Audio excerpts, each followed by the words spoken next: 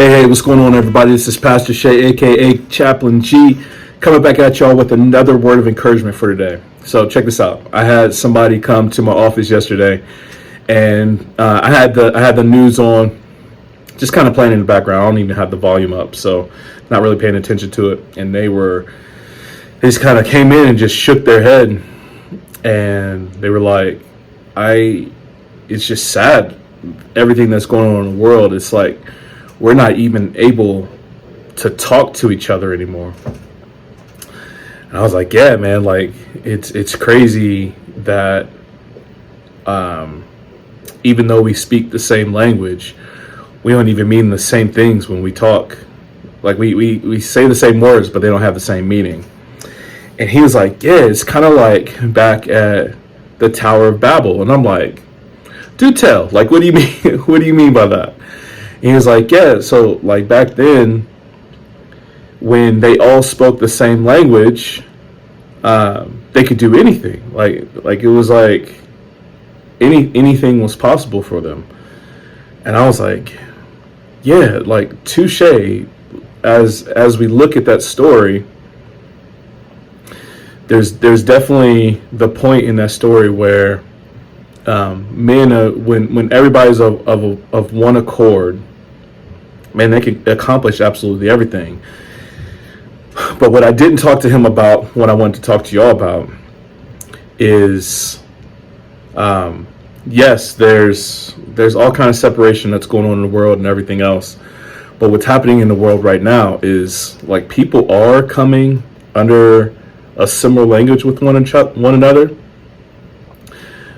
But it's not necessarily the language part that's a good or a bad thing. It's the push behind why people are coming together. So if you go back and look at the story where my friend was talking about the Tower of Babel, it's in Genesis chapter 11. So verse 1, and I'm going to skip to verse 4. Check this out. It says, now the whole earth had one language and the same words. So verse 4 says, then they said, come, let us build ourselves a tower, a city, and a tower with its top into the heavens. And let us make a name for ourselves, lest we be dispersed over the face of the whole earth. So if you check out what was said right there, it's not that they were doing things together. I think God, if the people were building this tower to glorify God, I don't think I would have had an issue with it. The fact that they were trying to build a name for themselves outside of the context of God. So if you know the context of this story, they were building a ziggurat in the Middle East. And a ziggurat at the top of the tower, there's a temple for worship. So actually what the people were doing, they were trying to overthrow God. In the midst of their building, they were saying, let's make a name for ourselves, and once we reach this tower up as high as we want to make it, we'll set a place of worship up there, and we will be dominant even over God. And God wasn't having that, right? God is not a person to be competed with. It's just not how he gets down. And so he disperses them, changes their languages and everything else, right? But the story doesn't stop there, and it was never God's intended goal. Yes, his goal was he wanted his people to populate the whole earth, right? That was the original drive at the beginning of Genesis. He said, go be fruitful and multiply. And for my PG ears that may be listening to this, that was God's command to go have fun with your spouse. I'll leave it at that. Go have fun is what God was essentially saying back then. So the command was go and be fruitful and multiply and fill the earth, right? And the people are like, no, let's stay here. Let's build this tower and we can make a name for ourselves. We don't have to do what God tells us to do. We could be our own God.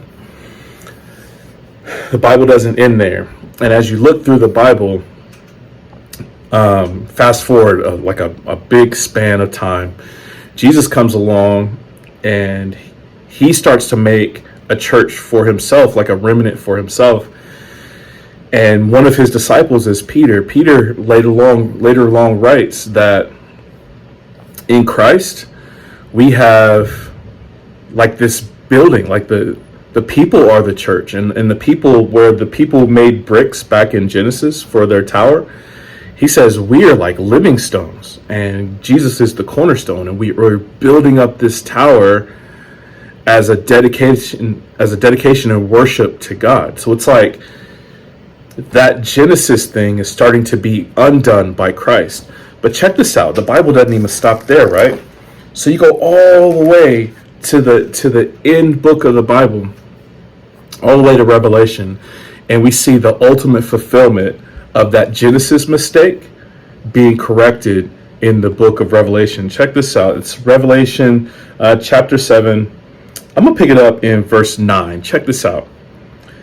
After this I looked, and behold, a great multitude that no one could number, from every nation, from all tribes and peoples and languages, standing before the throne and before the Lamb, clothed in white robes. That's like purity, right? With palm branches. That's like peace. Palm branches in their hands, and crying out with a loud voice, salvation belongs to our God who sits on the throne and to the Lamb. So you can see there that the Bible is making this case that we love the fact that people are together. We just want them together for the right reasons. And man worshiping himself is not the right reason. People coming together to overthrow God is not the right reason. But man, people to come together to enjoy peace with God for all eternity, clothed in white robes, that's never getting spaghetti sauce on them, never tainted with blueberries. These things are purely white, purely pure, and it represents the pureness of the souls of God's people, that he has made them clean. Not that they're clean, not that they did anything clean, but that God has made them clean. God has corrected all those mistakes. God has done away with sin and death and crying and disease and death. He's done away with it all, and people can live with God for all eternity. As we look at the stuff that's going on in this world right now, man, even though we speak the same language, we don't talk the same talk. Even though we all say justice, not everybody means the same thing by justice. Even though we all say peace, not everybody means the same thing about peace.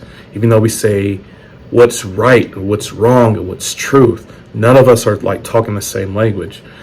And I think that's an effect from the fall. When God dispersed all of those languages, not only were the languages confused, but even though that we spoke the same language, we still weren't getting along. And that's continued to this day. In Christ, we have this story about this living stone, that we become living stones, building up this tower, becoming one with Christ, and it sees its ultimate fulfillment when God comes to put all things back the way they were supposed to be. Man, that was an encouraging thought for me this morning. I wanted to share it with you because things won't always be as they are. One day God's going to make it the way it was always supposed to be. And I can't wait for that day. Until that time, please make sure to continue to like, share, and subscribe, man. Appreciate y'all. Appreciate all the love y'all give me. Definitely make sure to hit me up if you got anything. I'll put my email down in the description. And I love y'all, man. I hope y'all doing good. And until next time, grace and peace.